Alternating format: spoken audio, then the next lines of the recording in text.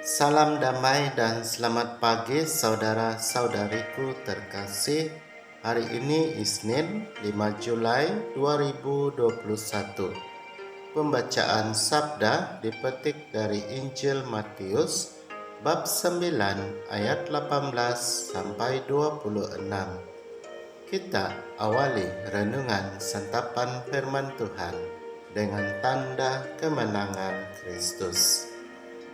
Dalam nama Bapa, Putra, dan Roh Kudus. Amin. Sekali peristiwa datanglah kepada Yesus seorang kepala rumah ibadat.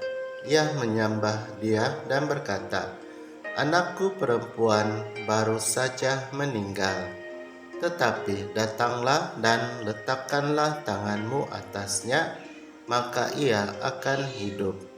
Lalu Yesus pun bangunlah dan mengikuti orang itu bersama-sama dengan murid-muridnya.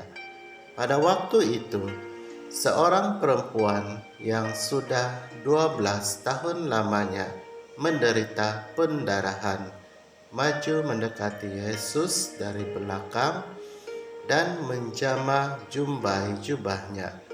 Karena katanya dalam hatinya, "Asal kujamah saja jubahnya, aku akan sembuh."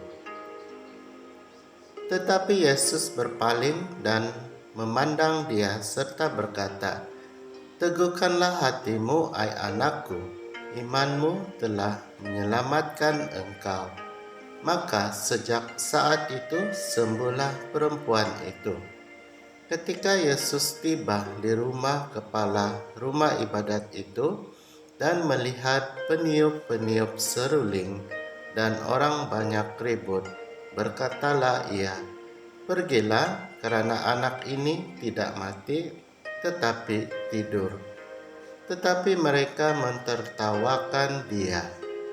Setelah orang banyak itu diusir, Yesus masuk dan memegang tangan anak itu. Lalu bangkitlah anak itu. Maka tersiarlah kabar tentang hal itu ke seluruh daerah itu. Demikianlah Injil Tuhan. Terpujilah Kristus.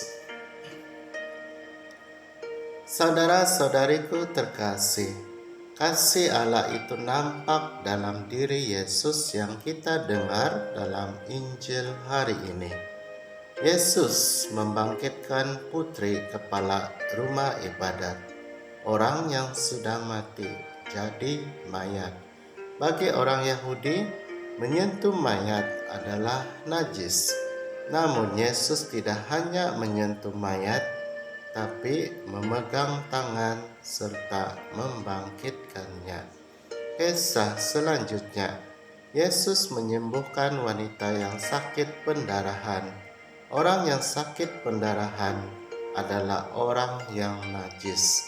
Menurut hukum Taurat, ia tidak boleh beribadat dan menyentuh apapun yang disentuh oleh orang lain. Bayangkan, sudah 12 tahun lamanya dia menderita pendarahan, maka sekian lamanya juga dia menjadi orang yang dianggap tidak layak bergaul dengan sesama, orang yang dianggap najis. Tetapi Yesus melakukan hal yang lain. Yang dianggap najis malah menyentuh jubah Yesus. Akibatnya, bukan Yesus yang menjadi najis, tetapi wanita itu menjadi sembuh. Kisah dua orang yang dianggap najis ini malah disayang dan dikasihi oleh Tuhan. Mereka hidup kembali. Saudara-saudari, kita juga kadang najis. Kita juga adalah orang berdosa, tapi Tuhan tetap sayang pada kita. Tuhan tidak mengatakan kita najis. Dia tidak menganggap kita manusia yang tidak layak. tapi dia tetap mencintai dengan cinta yang sama. Kita boleh mencontohi sikap Yesus hari ini yang selalu mengasihi kita walaupun tidak layak di hadapannya. Saudara-saudari, janganlah kita mudah menajiskan orang lain. Janganlah kita mudah mengatakan orang lain tidak layak untuk sesama dan Tuhan. Janganlah kita membeza-bezakan dalam pergaulan kita. Jadilah orang Katolik yang tulus mencintai semua orang. Ingat, di mata Tuhan kita semua sama. Tuhan mencintai kita dengan cinta yang sama.